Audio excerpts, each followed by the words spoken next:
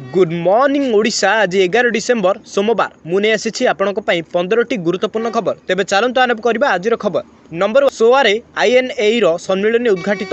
Make in India को बल देव विनिर्माण टीवी नरेंद्रम।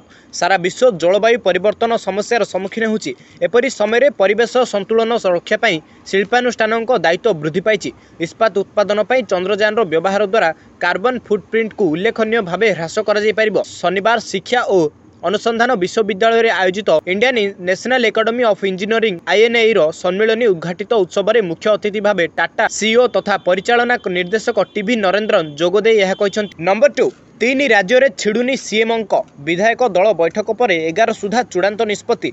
तीन राज्य में किए हेब मुख्यमंत्री क्या शासन दायित्व देव बीजेपी। 2024 लोकसभा मिलिब तो सफलता। राजस्थान छत्तीसगढ़ मध्यप्रदेश में स्पष्ट बहुमत पर भी बीजेपी मुख्यमंत्री अंक कषा शेष होना। दिल्ली में हाईकमांड घन घन बैठक डाकुंट। हेवीवेट सहित आलोचना पर्यालोचना चलुची। तथापि 5 दिन पर भी केंद्रीय नेतृत्व निष्कासन में पहुंची पारना। सते जेपरी पद्म घुंची घुंची जाउची। सेपटे कहुछि सोमवार सुधा भारतीय जनता पार्टी शीर्ष नेतृत्व तीन राज्य में मुख्यमंत्री चयन पर चूड़ांत निष्पत्ति नहीं पारती। नंबर 3 काया विस्तार करुछि शीत। 2 दिन भितर 2 डिग्री कमिब रातिर तापमात्रा। धीरे धीरे बढ़ुछि शीतर प्रकोप। तो निजर काया विस्तार करने जाउछि। आसंता 2 दिन में राति तापमात्रा 2 डिग्री कमिब। किछि स्थान में 4 डिग्री पर्यंत खसिब पारद। पाग बदलिबा सह राति सामान्य अधिक शीत अनुभूत हेब। एने पूर्वानुमान करिछि भुवनेश्वर आंचलिक पाणीपाग केन्द्र। नंबर 4 करणी सेना अध्यक्ष क्यों हत्या घटना। चंडीगढ़ 3 शूटर को बांधिला पुलिस। राष्ट्रीय राजपूत करणी सेना अध्यक्ष हत्या मामलें 3 जन गिरफ।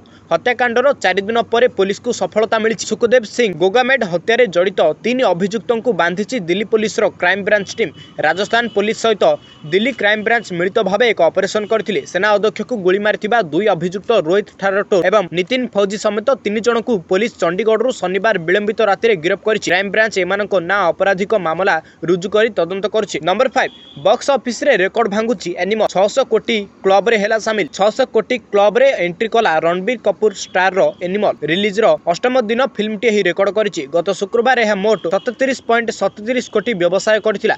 यह सहित फिल्म रो मोट विश्वव्यापी कलेक्शन 6.67 कोटी होइछि। फिल्म रो हिंदी संस्करण गत शुक्रवार 21.56 कोटी व्यवसाय करिछि। यह पूर्वरु कोनसे हिंदी फिल्म रिलीज रो द्वितीय शुक्रवार एते आय करिनथिला।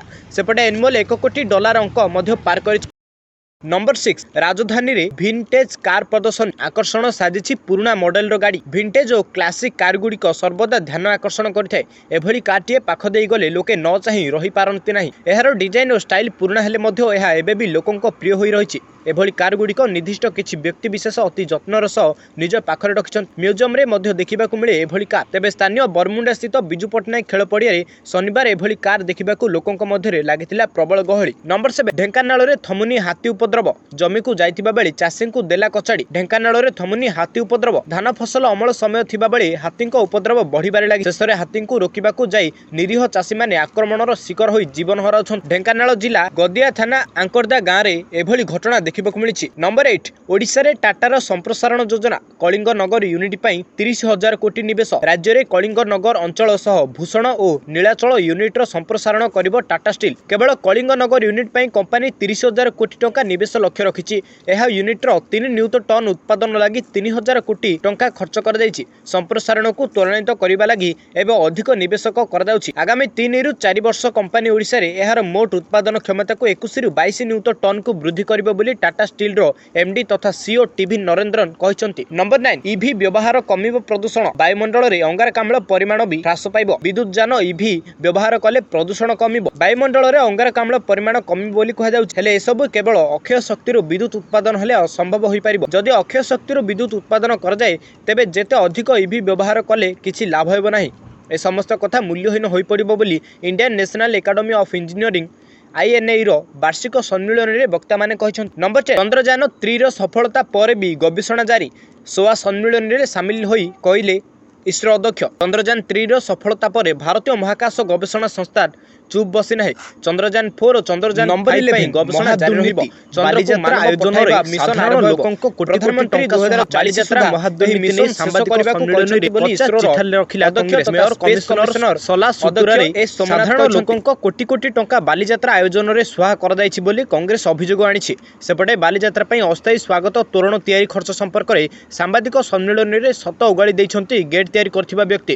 ଗେଟ୍ ତିଆରି, ମୋରମ ବିଛାଇବା, ବାଲିଯାତ୍ରା ରଥ ବୁଲିବା ଏବଂ ବାଲିଯାତ୍ରା ପଡ଼ିଆ ସଫା କରିବା ବାବଦରେ କାଗଜପତ୍ରରେ ଦର୍ଶାଯାଇଥିବା ଖର୍ଚ୍ଚର ପରିମାଣ ଦେଖିଲେ ଯେ କେହି ସନ୍ଦେହ କରିବା ସ୍ୱାଭାବିକ। ନମ୍ବର 12 ମାୟାବତୀଙ୍କ ବଡ଼ ଘୋଷଣା, ପୁତୁରାକୁ କଲେ ଉତ୍ତରାଧିକାରୀ, ସମ୍ଭାଳିବେ ବିଏସ୍ପି ଦାୟିତ୍ୱ। Bahujan Samaj party BSP supremo ମାୟାବତୀଙ୍କ ବଡ଼ ଘୋଷଣା।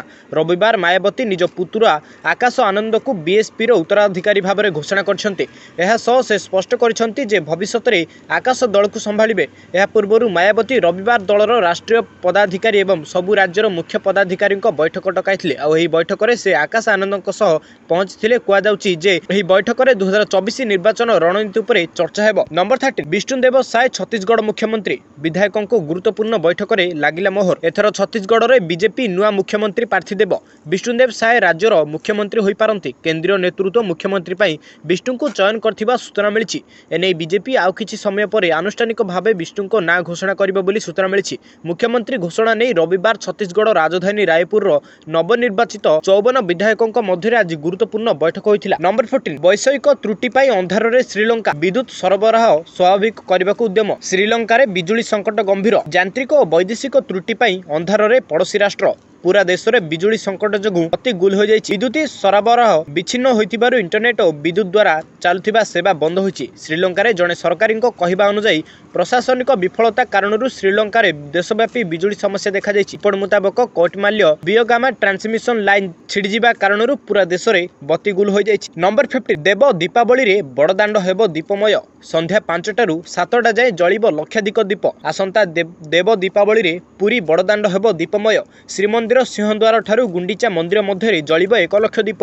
आसंता डिसेम्बर 12 तारिख देव दीपावली अवसर में ओडिशा इंटरनेशनल सेंटर पक्षरु संध्या 5टारू 7टा पर्यंत बड़दाण्डरे लक्षाधिक दीप दामन कर स्थिर होइछि। एहा व्यतीत संगठन पक्षरु मेडिकल छक स्थित हाथी आखड़ा मठ ठारे विश्व शांति अग्निहोत्री यज्ञर मध्य आयोजन कर दैछि। धन्यवाद दर्शक बंधु, आज पय केवल एतिकी रहिली। पुणी थरे मिसिबा आसंता काली। जदि ए भिडियोटी आपनकु भल लागिथाय तेबे निश्चय भावे लाइक शेयर एवं सब्सक्राइब करंतु।